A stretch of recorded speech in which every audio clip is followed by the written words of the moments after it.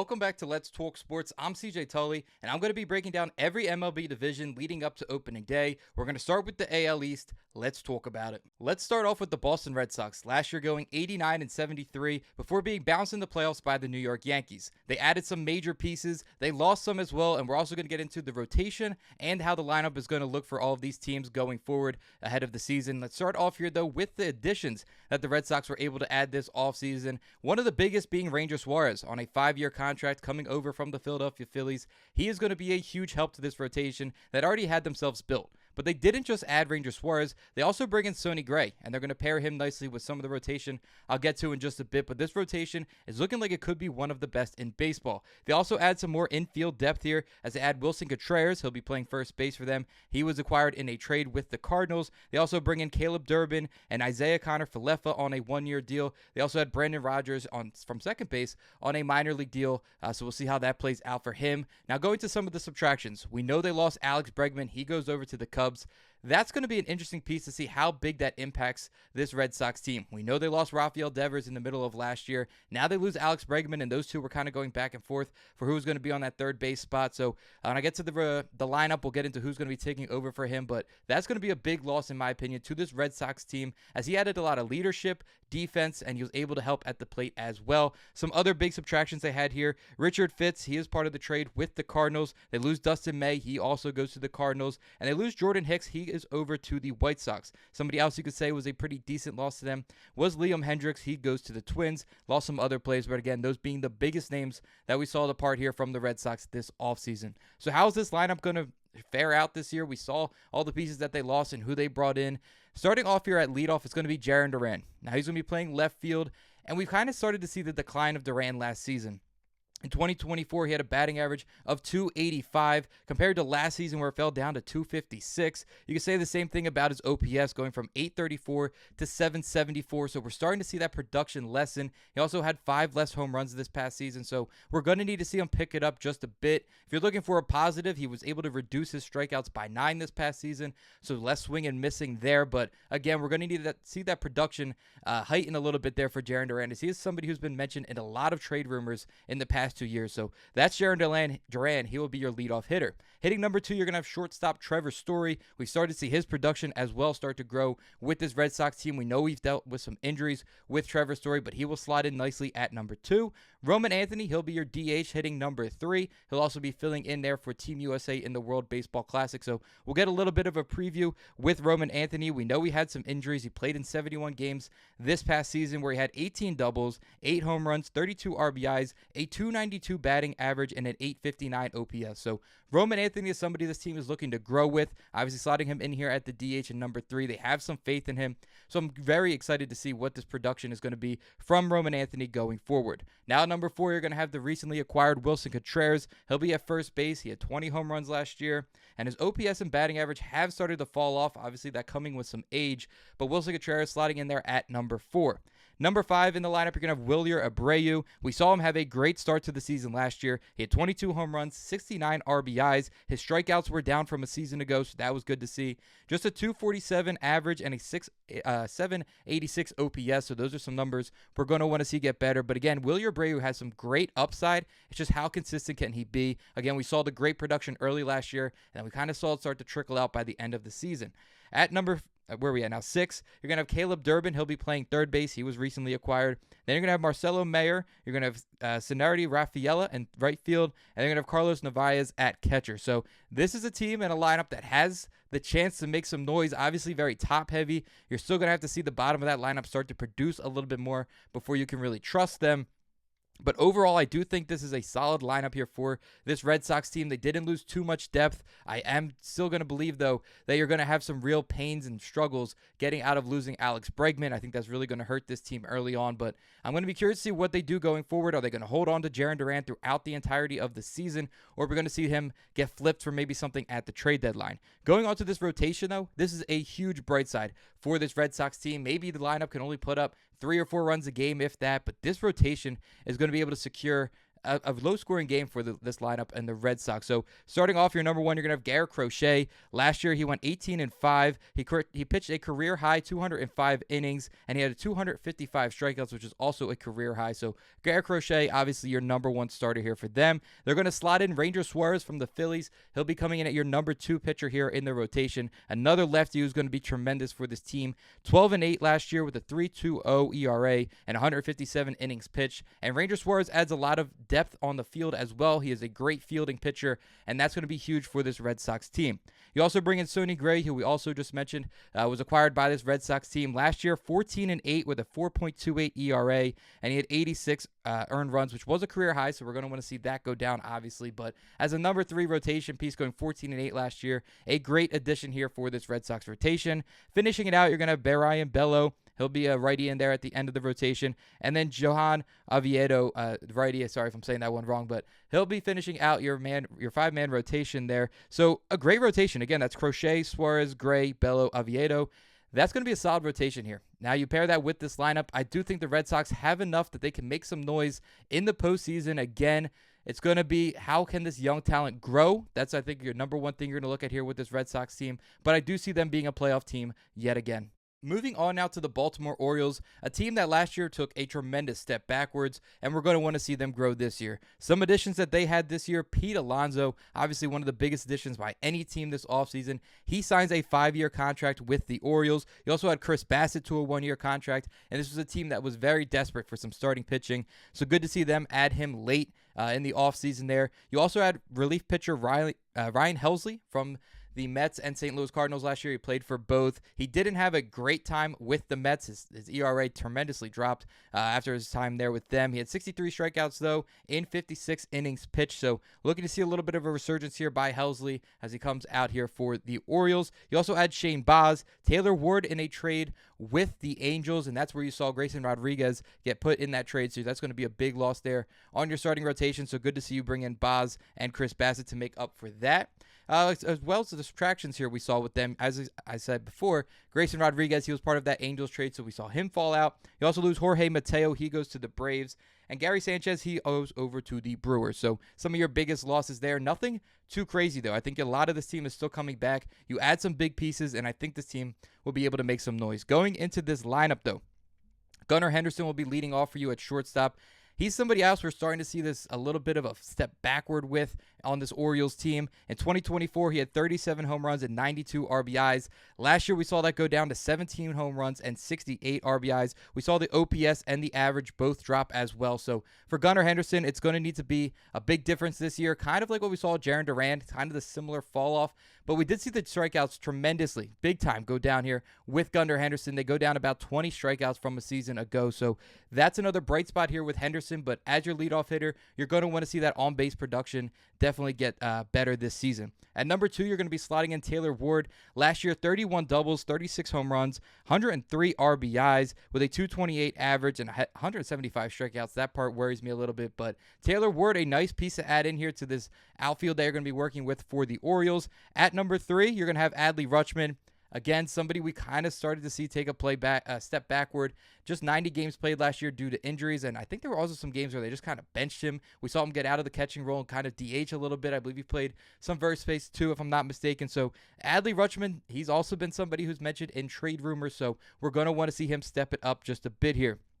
At number 4, you're going to have the newly acquired Pete Alonso. Had a tremendous year last year, 41 doubles, which was a career high, 38 home runs, 126 RBIs, a 272 average, and an 871 OPS. Pete Alonso is going to be a huge piece for this young team, give them a little bit of veteran leadership, and be a great 4-hole hitter for this Orioles team. Then you're going to have Jordan Westburg. He'll slot in at third base. He has been a very sneaky player for this Orioles team to give them some production late. Samuel Basallo will be your DH this year. Tyler O'Neill, if he could stay healthy, we know what that bat can do. We know the pop that he has. It's all about health for Tyler O'Neill, and if he can be healthy, there's some real depth that we could see here with this Orioles team. You're also going to have Colton Cowser, and Blaze Alexander will be your starting second baseman, as Jackson Holliday will start the season hurt. We'll look to see Jackson Holliday get into this lineup at some point. We did start to see him emerge last season, but that's your lineup for the Orioles. I love the lineup still. Again, everybody everybody's going to have to play to their highest of expectations to make this lineup work. There's a lot of young talent. You bring in Pete Alonso to give you some security blanket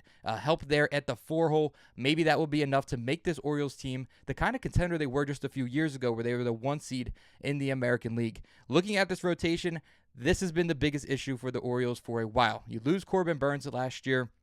You have Kyle Bradish. He'll be starting as the number 1 here. Trevor Rogers will be coming in. You add Shane Baz. He had a 4.87 ERA last year, but I still like the upside of Baz coming over from the Rays. Chris Bassett will be in here. And then that 5-hole, you're going to have a bit of a who are they going to choose between Zach Eflin and Dean Kremer. They bring in Zach Eflin on another 1-year contract. They re-sign him. Zach Eflin was one of the highest paid guys they brought in just a few years ago, so I'm sure they're not ready to give up on him, and I'm sure he will find himself in this rotation, but Dean Kremer is still somebody that they could be looking at as well. So overall for this Orioles team, I do think they're a very sneaky team to come in here and make a playoff run. We saw the tremendous fall off last year. They finished 75-87. They started to turn it up a little bit towards the end of the season. A horrible start to the season by them, but if they're able to get things going, I could see a world where the Orioles make a playoff run here and where they can find themselves atop the AL East. Next up in the AL East, we're going to have the New York Yankees, and we all know the noise that they made this offseason where they pretty much brought back everybody. I'm a Phillies fan, and they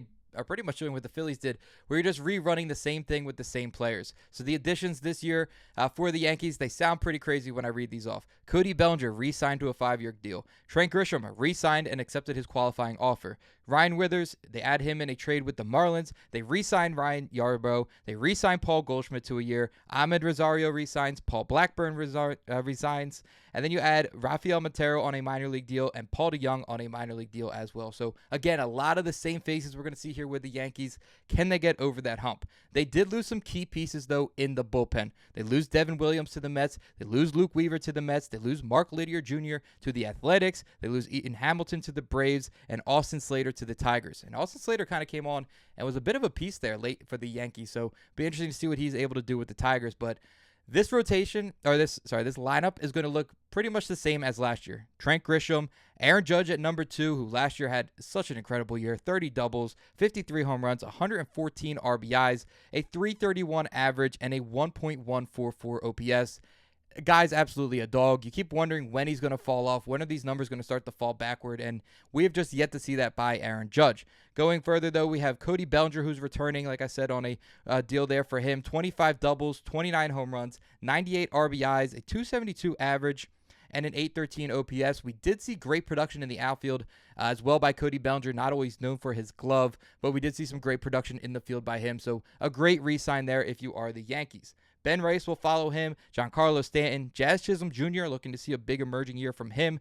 Ryan McMahon returns. We know we traded for him in the offseason or in the trade deadline last year. Jose Cabanaro will be at shortstop, and Austin Wells at catcher. Another good lineup here by the Yankees. Again, it's pretty much the same lineup you're going to be running back from a season ago. So we'll see what they're able to do, if they're able to take another step, or if we've kind of seen a maxed out team here with this Yankees lineup. Going for the rotation, though, there is some real depth here that I like just as much as I do the Red Sox rotation. So you're going to have Max Fried, 19-5 last year with a 2.86 ERA in 195 innings pitched. Cam Schlittler came on last year and was phenomenal. He went 4-3 in the regular season with a 2.96 ERA, but in the playoffs, 1-1 with a 1.26 ERA and 14 strikeouts. He really started to make a name for himself there in that playoff run they had. Will Warren will be your number 3 in the rotation. Ryan Withers, who they just brought in, he'll be going as a lefty there for number 4, and Luis Gil will be number 5. Now, there's 2 key pieces to this rotation that could be coming in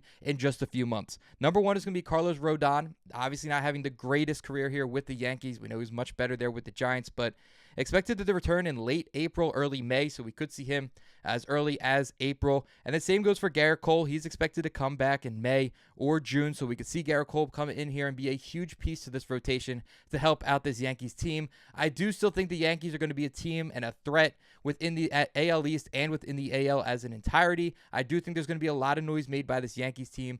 Can they stay healthy? Can they stay consistent with the bats? That's going to be the most important thing, but do not count out this Yankees team just yet. Next up, we're going to have the Blue Jays, who surprised everybody last year, going on a World Series run, 94-68 on the season. They won the AL East just a season ago, and they continued to add some key pieces this season. They add Dylan Cease. They add some They had Kazuma Akamoto to a 4-year deal. Sorry if I said that one wrong.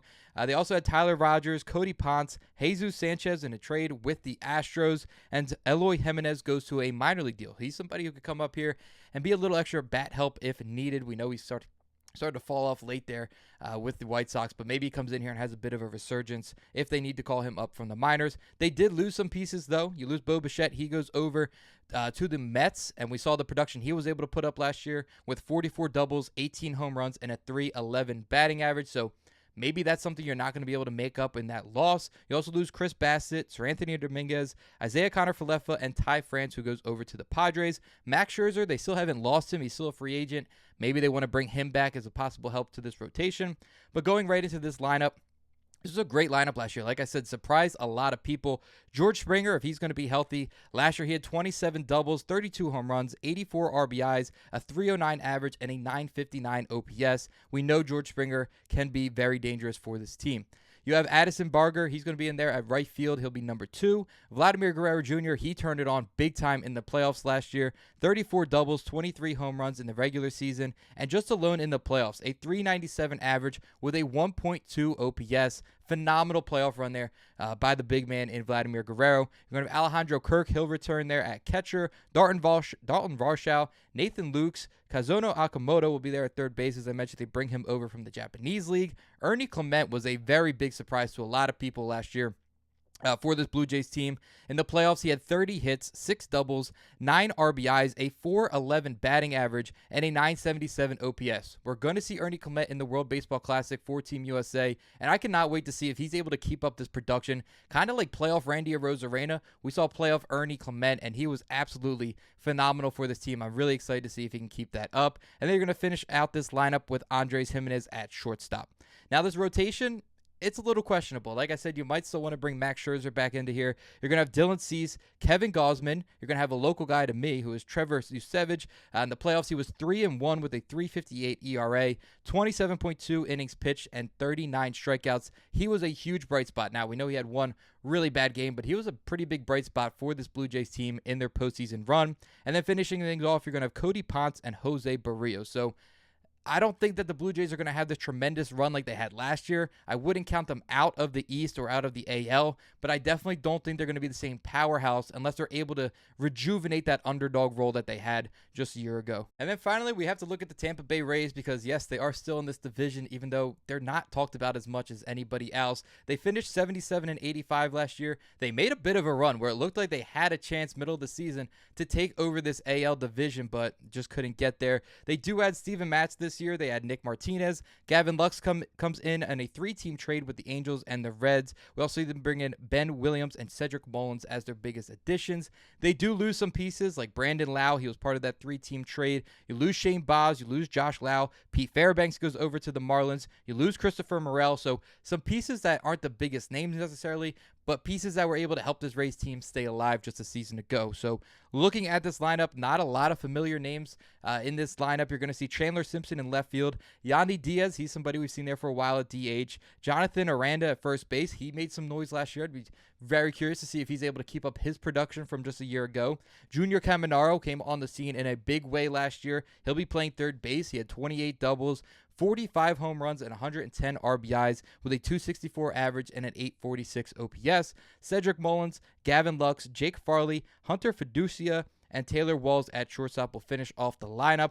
Going into this rotation, they have some real depth here if they could stay healthy. Again, a lot of teams, it's depending on health. Shane McClanahan, Drew Rasmussen, Ryan Pepoit, Steven Matz, and Nick Martinez. So a great rotation. Maybe you see them trade some of these higher-end rotation guys out for some pieces to rebuild with. We're still not sure where they're going to be playing in just a couple of years. They have put out a potential stadium that they might be taking to Orlando. So we're not really sure what's happening with the Tampa Bay Rays. We know they always kind of sneak around, but I'm not sure that will be what we're seeing this year. But that's everything going on in the AL. I do believe that there's a real shot here for the Orioles to be the sleeper team. I love the rotation of the Yankees and of what we're seeing with the Boston Red Sox. So I can see the Red Sox being a possible winner here as well. I don't see this being the year for the Blue Jays and certainly not the year for the Rays. But let me know what you guys think. Who are you taking in this AL East? What were your favorite moves made or least favorite moves? Who do you think got better? Who got worse? Let me know down in the comments. But as always, this was Let's Talk Sports. I'll be back next week with another division.